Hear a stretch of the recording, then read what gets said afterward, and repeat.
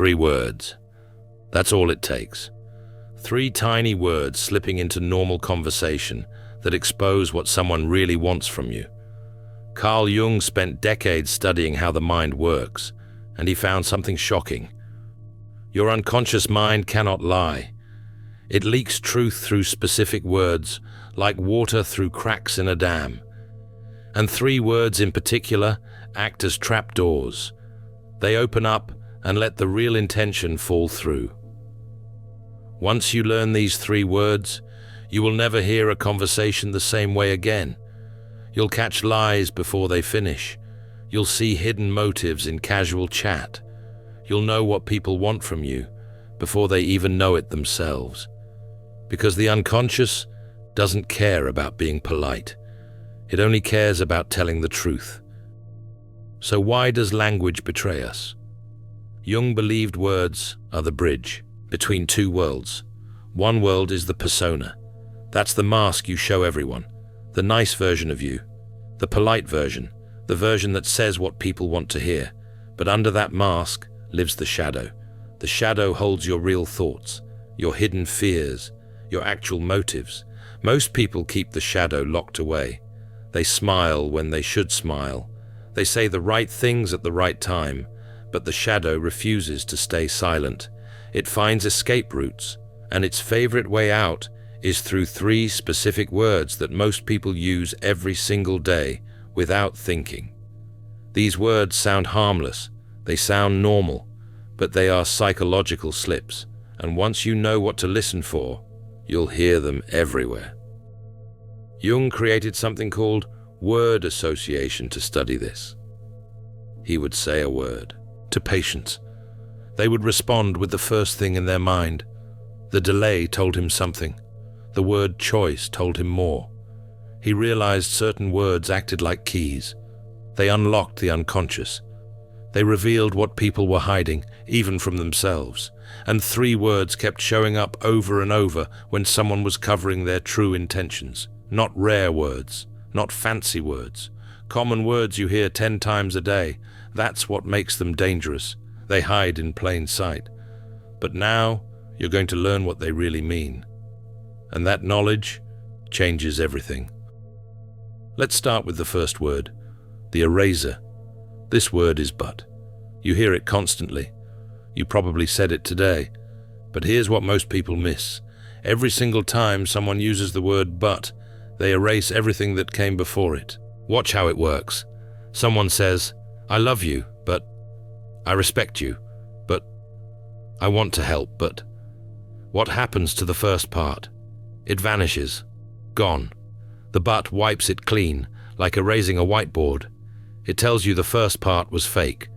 The truth is coming now, after the but. Jung would say, this is the persona cracking open. The person started with what sounds good. I love you. I respect you. That's the mask talking. But then the shadow pushes through. The but is the exact moment the unconscious takes over and says, here's what I actually think. Consider a case profile that shows this pattern clearly.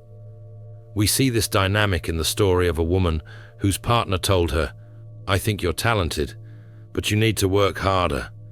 What did he really say? He said she wasn't talented. The compliment was just packaging. The but delivered the real message. Everything before the but was thrown away. Or look at this narrative illustration from relationship counseling patterns. A partner says, I love you, but you're too sensitive. Translation, they don't love the real you. They love a version of you that doesn't react, that doesn't feel, that stays quiet and small. The but is truth leaking out. The shadow doesn't do polite. It says what it means. And but is how it speaks. But here's where it gets sneaky. The eraser doesn't only show up in criticism, it hides in promises too. A composite example based on commonly observed patterns makes this clear. Someone tells you, I'll help you, but I'm really busy right now. What does that mean? It means no, they won't help. The busy part is just an excuse. The real message lives in the but. They already decided not to help. They're using the first half of the sentence to dodge guilt. This isn't guessing. This is how the unconscious operates. Jung proved that every time we speak, we reveal internal conflict. The conscious mind wants to be liked. It wants to look good. It wants to avoid fights. But the unconscious mind is brutally honest. It doesn't care about being liked. It cares about protecting itself. And the word "but" is where those two minds crash into each other. The persona says something nice. The shadow says, "But here's the truth." What makes this word so powerful is how automatic it becomes. Most people don't even notice they're doing it. They think they're being careful, being diplomatic. But the unconscious doesn't follow those rules. It smuggles truth past the persona's defenses. The word "but" is the delivery truck. Think about how many times you hear it in one day, in meetings, in arguments, in random conversations. Every single time, it does the same job. It tells you to forget the first part and focus on what comes next. The "but" is a signal flare. Your unconscious is saying, the real message starts here. Once you start listening for it, you'll be shocked. People use it constantly to hide what they really mean, and now you'll catch it every time. If "but" erases the past, this next word erases you. The second word is "just." This one sounds innocent. It sounds polite, even friendly. But it's one of the most dangerous words in language. Just is the minimizer. It shrinks things down. It makes actions seem smaller than they are. Empaths aren't broken. They're alchemists in progress. The Alchemist's Path gives you drills, Jung-based boundaries, and 3 exclusive chapter videos to turn overwhelm into clarity. By Surreal Mind, 236-page downloadable ebook in stock. Begin now at thesurrealmind.com. And here's the trick. It makes you smaller too. Listen to how people use it. "I was just joking. I just wanted to help. I'm just saying." What's really happening? The person is making their action seem tiny, like it barely happened. But why would they do that? Because deep down, they know what they did wasn't small. They know they crossed a line, and the word "just" is their attempt to shrink the damage so you won't get upset. Jung talked about this exact behavior when he explained persona and shadow. The persona wants to look harmless. It wants to avoid blame, but the shadow is the one causing harm. When the shadow gets caught, the persona panics and covers it up. The word "just" is the cover-up. It's the persona saying, "What I did wasn't that bad." But it was. Let's examine a narrative illustration that demonstrates this mechanism. Consider a case profile where someone insults you. When you react, they immediately say, "I was just joking." What does that really mean?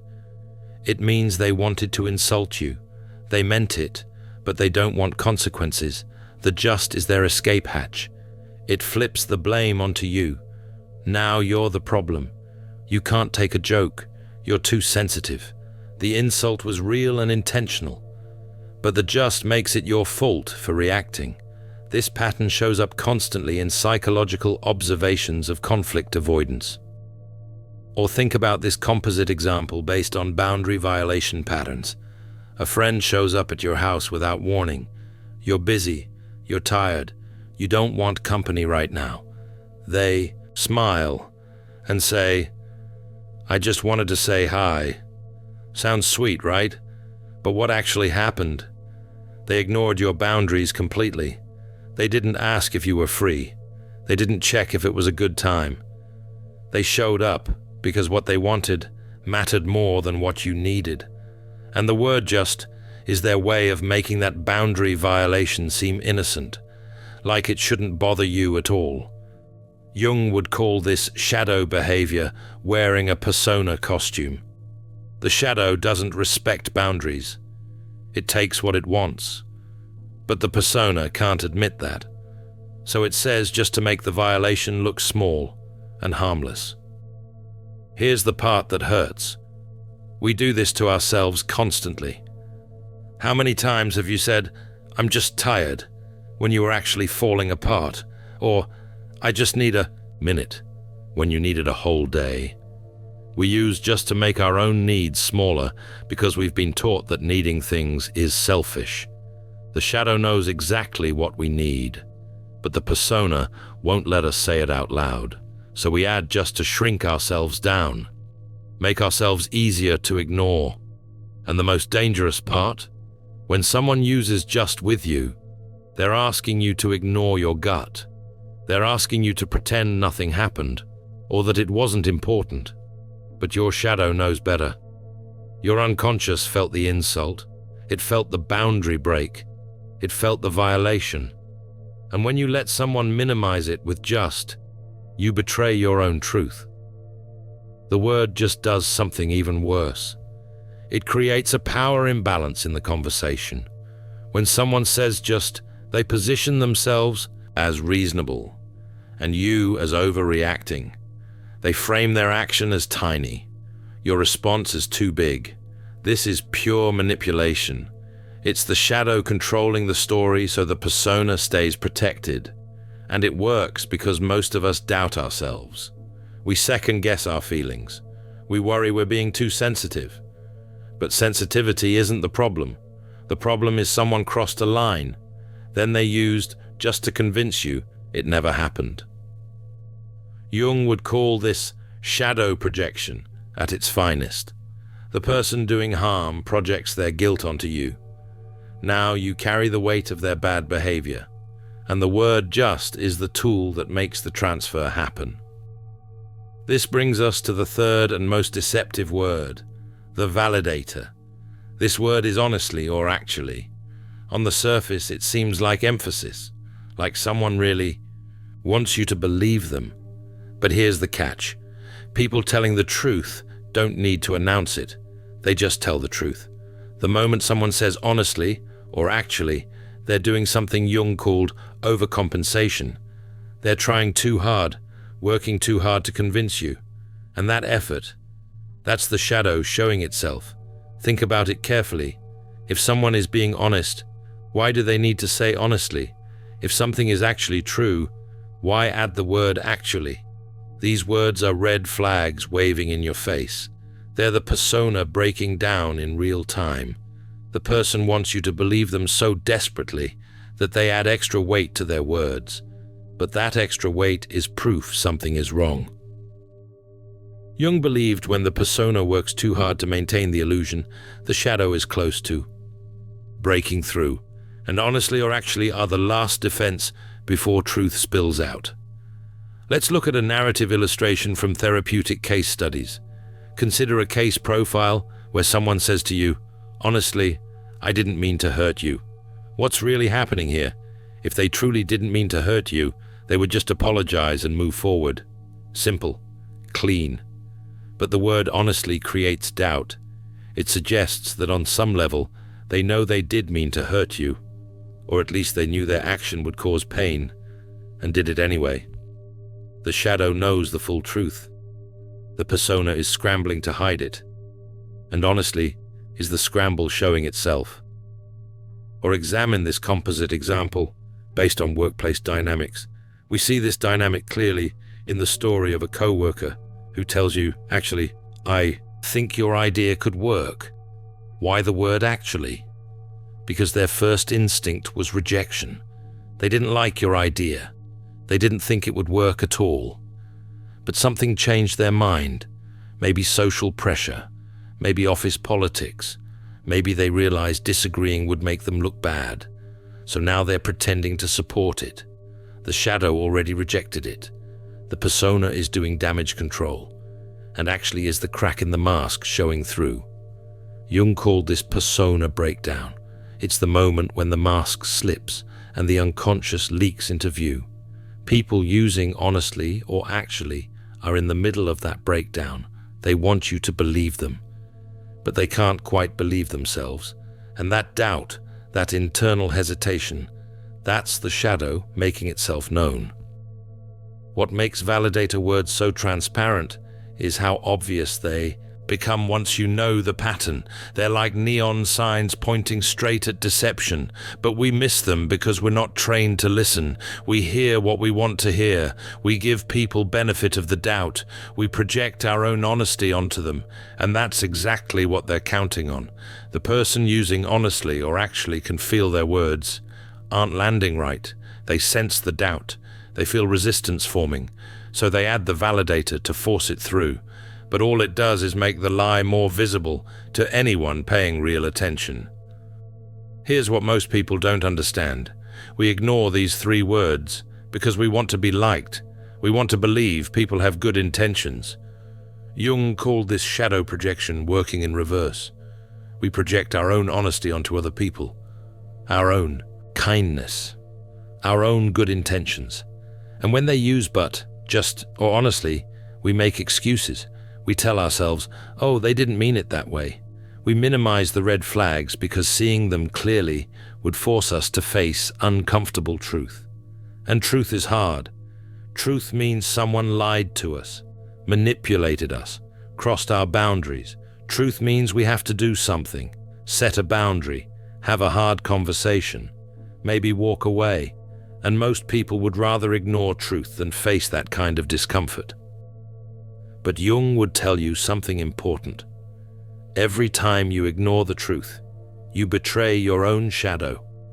You silence the part of you that knows what's really happening.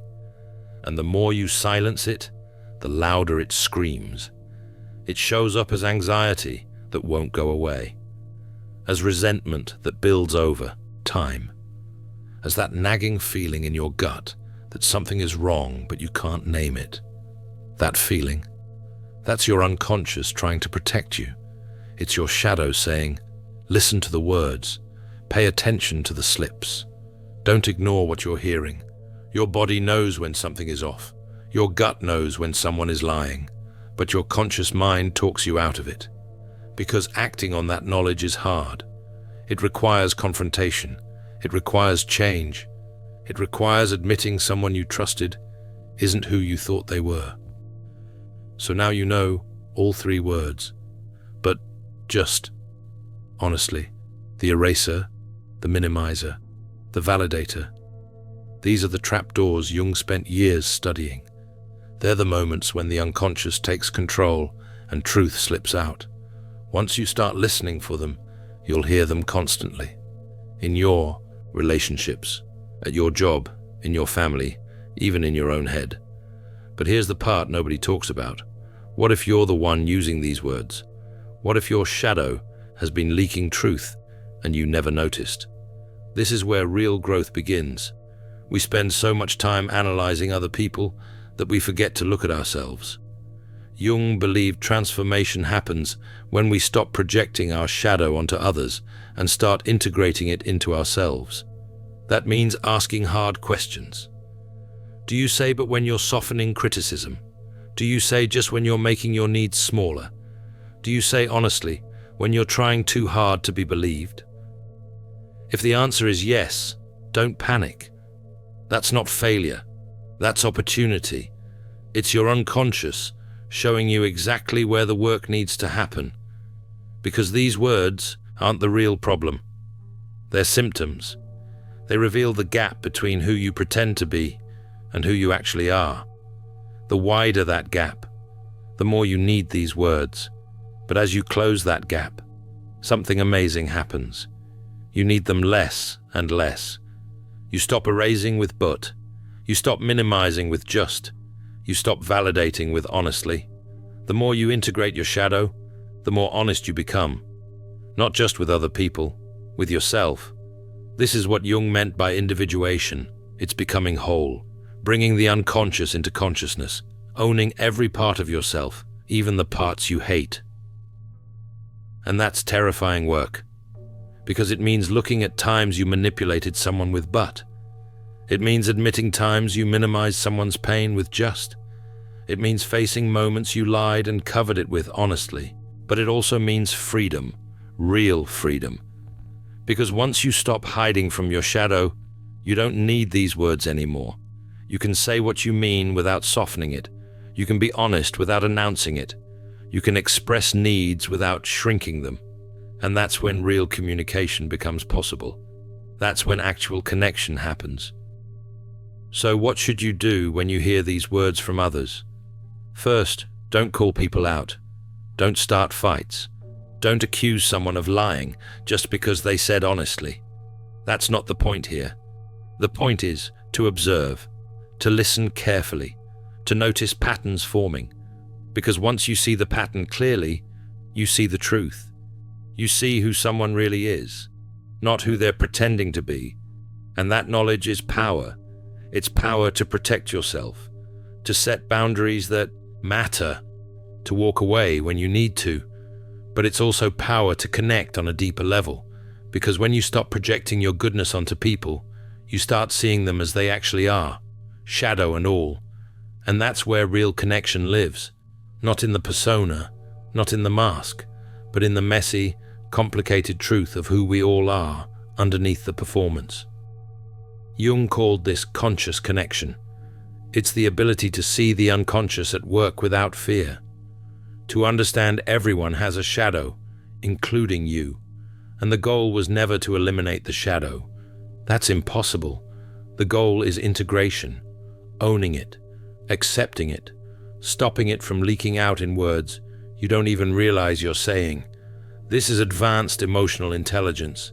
This separates people who drift through shallow relationships from people who build deep, authentic bonds. Because authentic connection requires seeing truth even when it's uncomfortable.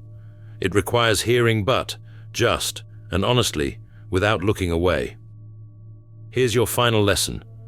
True character isn't found in what people say when they're trying to impress you. It's found in the slips, the cracks, the moments when the persona breaks and the shadow comes through. It's found in just, and honestly. Those moments tell you who someone really is. And if you're paying attention, you'll never be caught off guard again. You'll know what someone wants before they finish their sentence. You'll know when someone is lying, even while they're smiling. You'll know when to trust and when to walk away. That's not cynicism. That's consciousness. That's what Jung spent his entire life teaching. The unconscious is always speaking. The only question is whether you're listening. So here's what I want you to do starting right now. Pay attention. Listen to the words people use. Not just what they say, but how they say it. Notice the the just, the honestly. And notice when you use them too. Because the more conscious you become, the less you need these words. The less you hide behind your persona. The more you can show up as your whole self, shadow included. And when you do that, everything shifts. Your relationships get deeper. Your boundaries get stronger. Your instincts get sharper. You become someone who sees truth. Not because you're paranoid or suspicious, but because you're finally awake. And that's individuation. The process of becoming who you really are, instead of who you think you should be. It's the hardest work you'll ever do. But it's also the most important. Because at the end of the day, the only person you can truly integrate with is yourself. The only person who can make you whole is you. And that work starts with listening. Listening to others. Listening to yourself. Listening to the words that slip out when the persona cracks and the shadow speaks. Those words are your guide. They show you where work still needs to happen. They show you where you're still hiding, still lying, still pretending. And they show you the path forward toward becoming fully conscious. People who see truth and aren't afraid of it. People who can integrate their shadow and help others do the same. In The Alchemist's Path, perception training for empaths, you'll turn overwhelm into wisdom with practical drills, Jung-inspired boundaries, and step-by-step perception training. This guide includes 3 exclusive chapter videos to deepen each lesson. Written by Surreal Mind, 236 pages, beautifully designed 8.5 by 11 downloadable ebook, in stock now. Start your training today. Feel deeply while thinking clearly. Get The Alchemist's Path at thesurrealmind.com.